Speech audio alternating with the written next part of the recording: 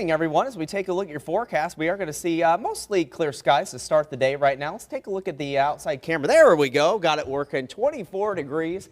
As we go ahead and look at the wind, it's fairly light from the southwest at 5 miles per hour. That feel like temperature, though, 18, so it is going to be a bit chilly when you wake out and head out the door this morning. Now, your temperatures up north slightly cooler in Mason City at 16 and Fort Dodge right around 19.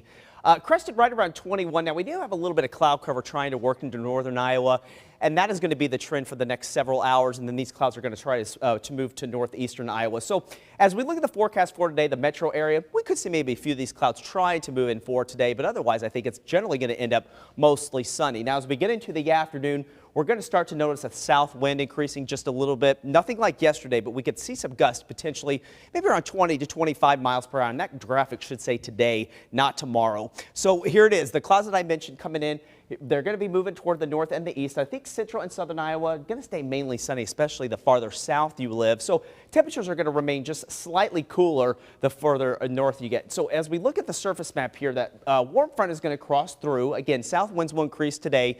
As we get through the evening hours tonight, this cold front will arrive. Winds will increase tomorrow from the north and west, gust about 25 miles per hour, but then high pressure sets in by tomorrow night. So I think if you're going to be out and about for your New Year's Eve, it's going to stay fairly quiet. We should stay mostly clear with light winds. So your forecast for today, near 40 for Algona and Fort Dodge, slightly cooler again north and east where the clouds are going to be, and then central and southern Iowa I think are going to end up in the mid 40s. So a pretty decent day, well above average where we should be for this time of year. Overnight lows in the mid to upper 20s, and here's that extended forecast. Again, we're going to see temperatures dip a little bit coming in on Saturday.